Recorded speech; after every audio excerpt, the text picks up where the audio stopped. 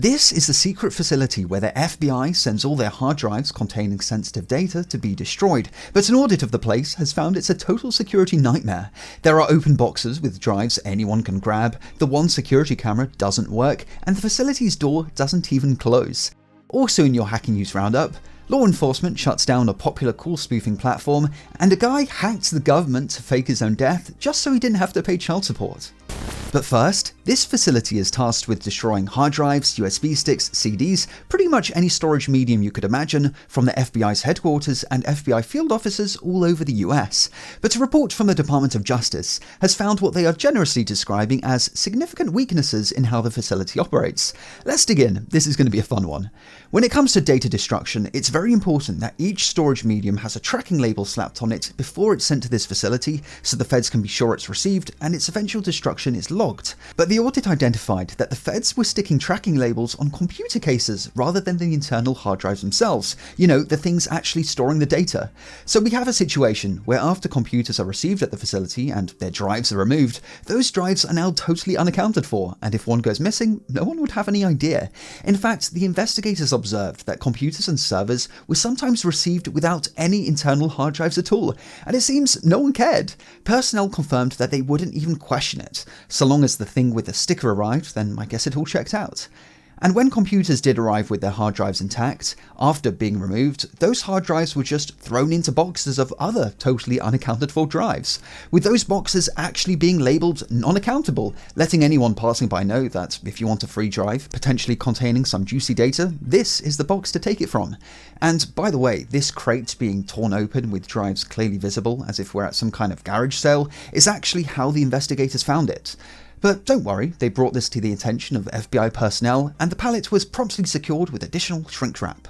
The whole warehouse seems to have been littered with crates that anyone could dip their hands into, with these drives lying around for sometimes almost 2 years before they're eventually destroyed. But does any of this matter? Because, surely the facility is secure and tightly controlled. Well, not so fast. The facility is shared with other FBI operations, such as logistics, mail, and IT equipment fulfillment. Almost 400 people have access to the warehouse, from 17 different companies, with many of those not being FBI employees at all, and will just be contractors, with nothing stopping any of them from just walking by and grabbing some sensitive data. To make matters worse, this is the entrance to the supposedly secure facility, protected by nothing more than a single camera and one of those metal roll-down doors, neither of which work, by the way. The camera was found to be non-functioning, and the facility's employees admitted that they don't even roll down the door at the end of the day. But changes are on the horizon. After this audit was brought to the attention of the feds, and I imagine they got a bit of a dressing down, these new swanky cages were installed to store those drives, and the feds are apparently working on getting permission to install a video surveillance system. So don't worry, America, your national secrets are in safe hands. Next up, UK police have shut down the fraud platform Russian Comms. Russian Comms, which is based in the UK and doesn't actually have anything to do with Russia, sold a complete scam calling toolkit. For a couple $1,000s, you could buy one of their custom Android phones, which allowed you to spoof your phone number, change your voice. They even came with a quick wiping function, so if you were in a bit of a pickle, you could quickly get rid of evidence. In the last few months though, Russian Comms ditched the handsets and moved to a dedicated web app which had mostly the same functionality. This is the kind of service that scammers use to call Granny, pretending to be from her bank, trying to convince her that she needs to move her money to a safe account to protect it from fraud or something. Russian Comms was a major operation. It was used to make calls in 107 countries, and in the UK alone, police say it was used to successfully defraud 170,000 people, which is massive when you think about it. That's like a city the size of Oxford. Russian Comms was founded in 2021, and it's actually kind of amazing they lasted this long, because OPSEC wasn't these guys' speciality. This wasn't some kind of dark web operation, rather they sold their services on Telegram, Snapchat, and it wasn't too difficult to find what appears to be their Instagram account. There's even photos of people who I can only presume are the owners of Russian Comms getting tattoos of their logo.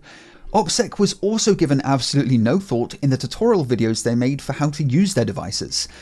This guy recorded himself holding a phone, which is dumb since a couple years back UK police actually managed to identify a drug dealer by his fingerprints in a photo of a block of cheese he posted.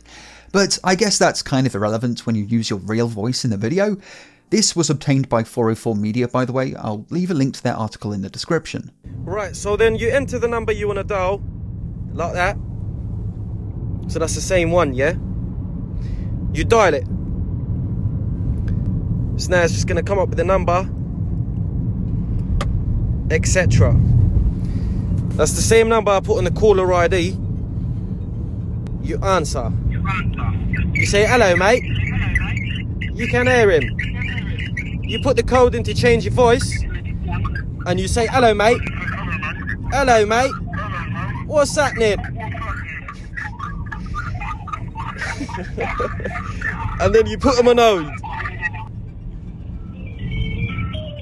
Maybe a funny guy, but probably not the brightest. And now, the UK's National Crime Agency have just raided the alleged operators, arresting 3 people. And in what seems is becoming tradition, UK police were quick to take over the group's Telegram channel, taunting Russian comms customers. Next up, you've heard of kids hacking their school to fake their grades, but what about hacking the government to fake your own death?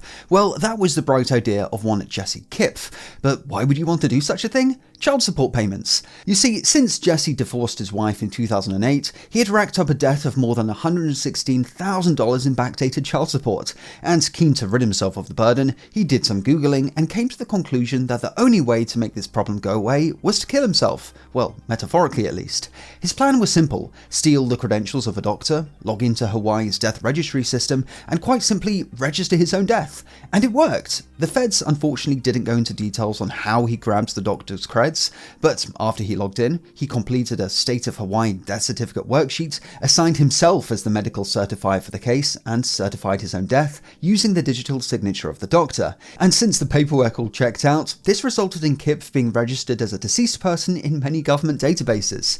Had he stopped there, he might have gotten away with it, but it's quite hard to live life as a dead person, so he was forced to obtain a fake social security number and continued living his life under a new false identity.